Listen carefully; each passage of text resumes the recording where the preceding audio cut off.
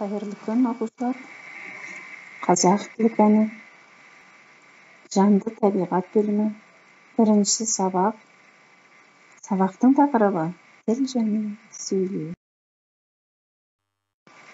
Сабақтың мақсаты сөйлеу түрлерін анықтай білуді, мәтінді тиісті дауыс ырғағымен оқуға жаттығып, дұрыс сұрақ қоя білуді үйренесің. Қалай ойлайсыңдар, балалар? Сөйлеу не үшін қажет? Дұрыс айтасыңдар. Сөйлеу адамдардың бір-бірімен қарым-қатынас жасау үшін қажет. Ол не арқылы жүзеге асады деп ойлайсыңдар?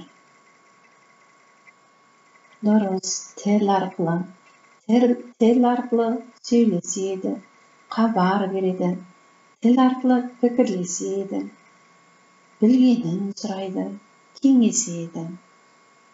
Жарайсың. Сөйлеу тек адамға ғана тән қасиет, ал жануарлар мен құстар тек дыбыстау арқылы ғана бір-біріне хабар береді. Ауызекі сөйлеу бұрын пайда болған. Ол кезде жазу, сызу жоқ болатын. Адамдар ауызекі тілде ғана сөйледі. Ол заманда адамдар ертегі айтты, өлең айтты. Батырлардың ерлігін де ауызша айтып келді. Кейін суреттер сала бастады. Алғашқы суретті тасқа қашады. Адамдар сурет арқылы алғаш рет жазбаша сөйлеуді ойлап тапты.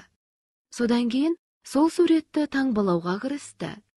Кейін таңбадан әріп пайда болды. Алғаш рет теріге жазу жазды. Енді адамдар өз ойын жазбаша жеткізетін жағдайға жетті.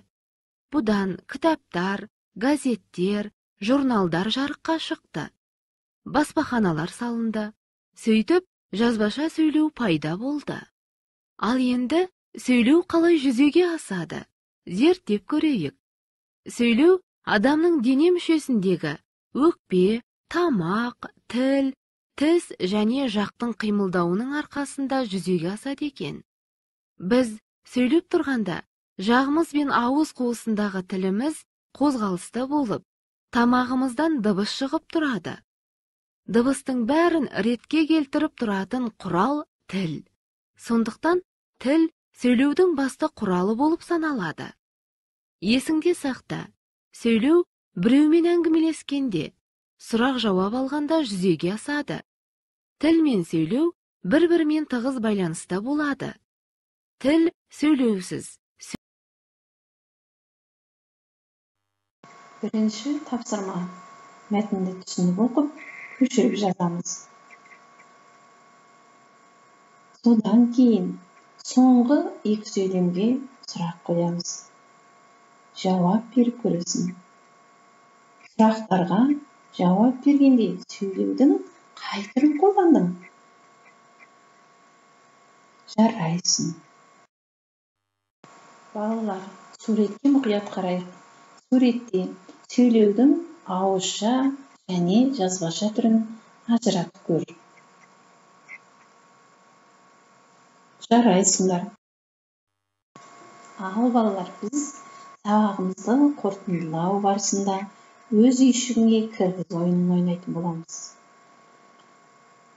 Мұнда ауызша сөйлеуге және жазбаша сөйлеуге қай сөздер жататынын анықтаймыз. Күнделікті біздің оқу дағдымызда қолданатын жазылым, айтылым, оқылым, тыңдалым дағдылары сөйлеудің қай түріне жататынын анықтап көрейік. Жазылым. Жарайсың. Бұл сөйлеудің жазбаша түріне жатады екен. Айтылым. Жарайсың. Бұл сөйлеудің ауызша түріне жатады екен. Оқылым. Жарайсың.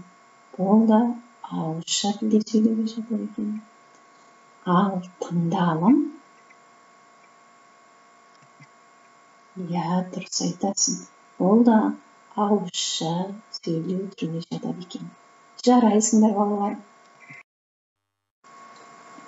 Олай болса, бүгінгі сабақта өз-өзіңді смайлик арқылы бағала. Егер сабақты жақсы түсінсең, өте жақсы деп бағала өзіңді. Кейбір жерін түсінбей қалсаң, жақсы деп бағалайсың. Мүлде түсінбесең, орташа деп бағалайсың. Үй тапсырмасы. 5-ші жаттығу. 7-ші бет. 5-ші жаттығудағы өлеңді көшіріп жазып, сұрақтарға жауап береміз. Жарайсыңдар балалар. Бүгінгі сабағымыз аяқталды. Сау болыңдар.